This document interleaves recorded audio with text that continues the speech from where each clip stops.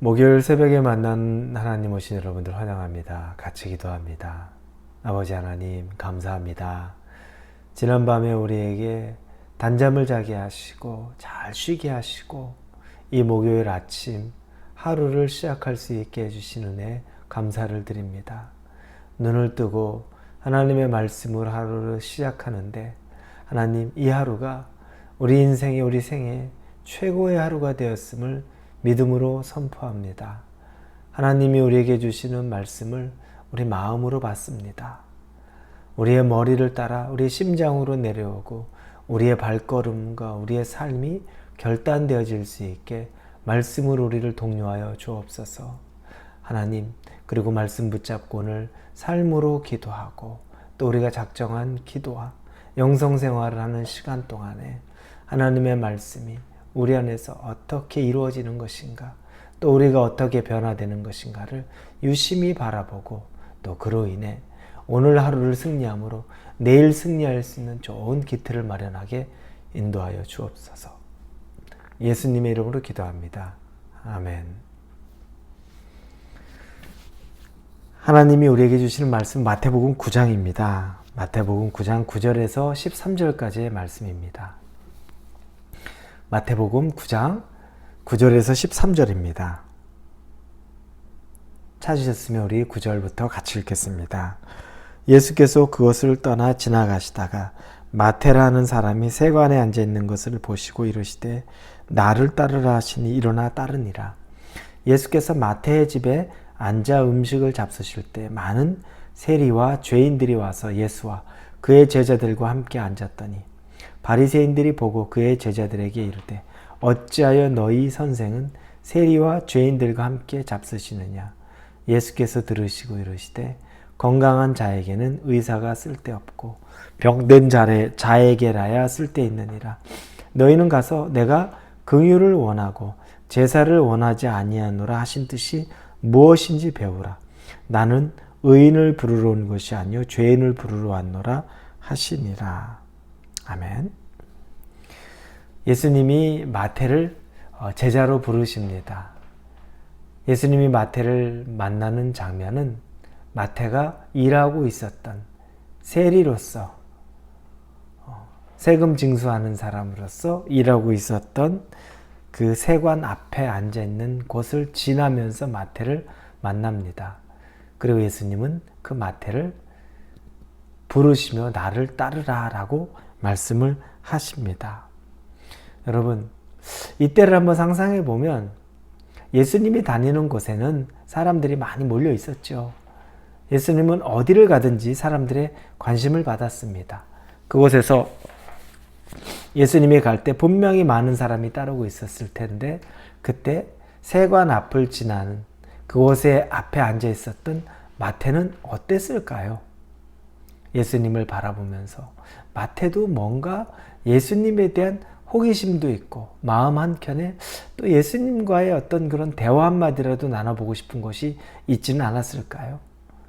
저는 그랬을 것 같아요. 그런데 차마 가까이 갈 수도 없었고 말을 걸 수도 없었고 그 대중들 틈에 끼일 수 있는 용기나 또 분위기가 되지도 않았을 겁니다. 그러나 그때 마태를 부른 건 예수님입니다. 마태야, 나를 따라라 라고 하며 마태가 예수님을 따릅니다.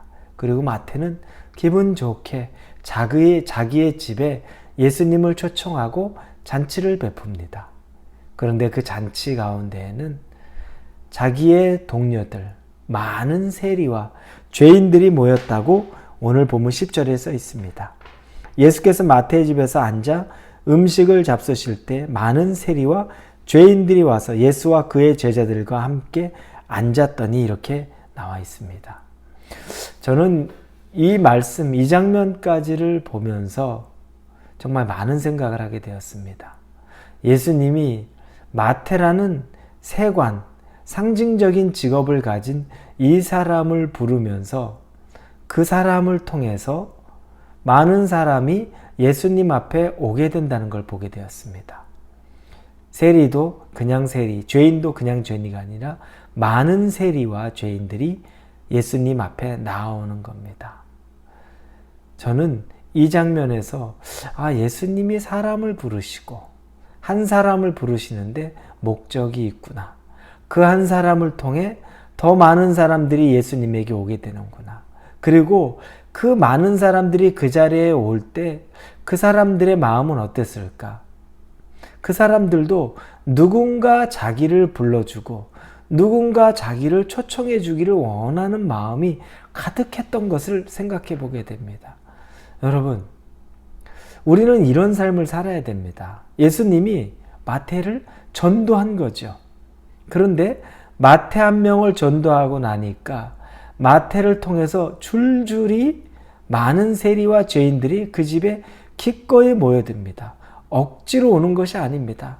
나도 가고 싶었는데, 나도 그 자리에 앉고 싶었고, 나도 예수와 대화 한번 해보고 싶고, 그분 가까이에서 얼굴 보고 싶었는데 그 사람들이 많다는 겁니다. 여러분, 이건 우리에게 도전이 됩니다. 우리는 먼저 부름을 받은 마태와 같은 사람입니다. 죄인 중에 정말 가까이 할 수 없는 죄인이 바로 우리 아닙니까? 그런데 저와 여러분이 이 예배를 같이 드리고 있는 우리는 이미 그래도 예수님의 부르심에 우리가 은혜를 경험했고 또 예수님을 믿고 있는 사람일 것입니다. 대부분이 그럴 겁니다. 그러면 여러분, 예수님이 우리를 이렇게 부르신 것은 또 다른 나와 같은 세리와 죄인을 부르라는 예수 그리스도의 초청이 전제되어 있다는 것을 꼭 기억하셔야 됩니다.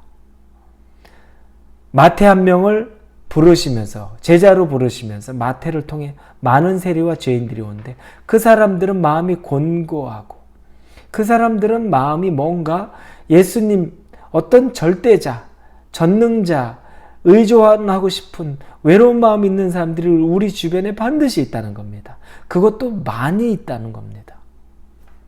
그런데 나를 부르셨는데 내가 그 자리에 다른 사람을 초청하는 일에 게으른 것은 아닌가?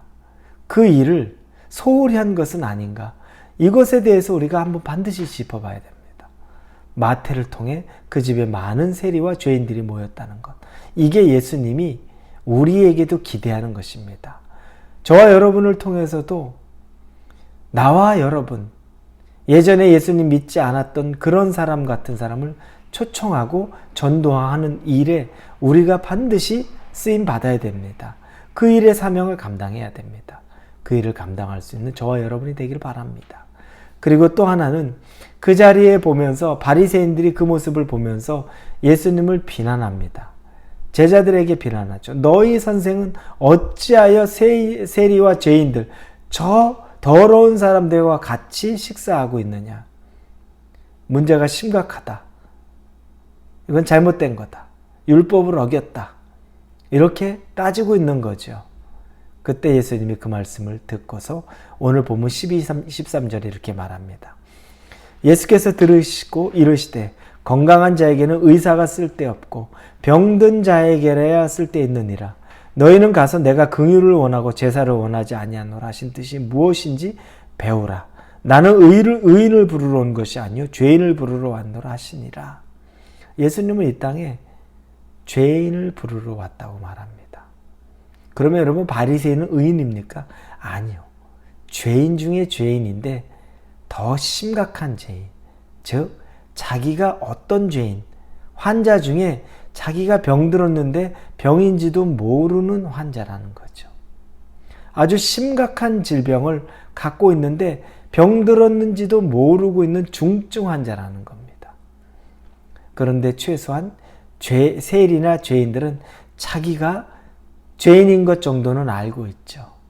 그래서 쭈뼛쭈뼛하는 건 있는데 바리새인은 그것조차 없는 사람이라는 겁니다. 자, 예수님을 비난합니다. 예수님은 이 땅에 오신 이유를 분명히 말하죠. 나는 죄인을 부르러 왔다. 의인을 부르러 온 것이 아니다. 여러분, 이 부분을 보면서 우리 교회의 역할, 또 교회 안에 있는 소그룹, 순과 같은, 순모임과 같은 역할을 다시 한번 생각하게 됩니다.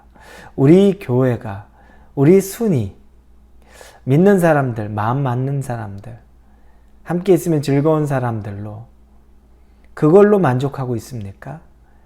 행여라도 조금 불편한 사람, 성격에 모간한 사람들, 이리 부딪히고 저리 부딪히는 사람을 우리가 견디지 못하고 있는 것 아닙니까?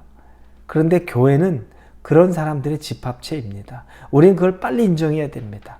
교회에 있는 사람들이면, 이 공동체에 들어온 사람이면 어딘가 아픈 사람들입니다. 어딘가 도움이 필요한 사람입니다. 우리가 그걸 빨리 인정하고, 교회는 그런 사람들의 모임입니다. 순모임은 그런 사람들의 모임입니다.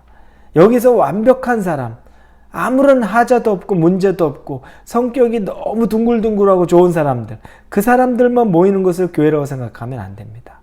대신 아픈 사람, 문제 있는 사람이 와서 예수님 안에서 치료 잘 받고 그 사람들이 변화돼야 되는 것이 바로 공동체인 거죠.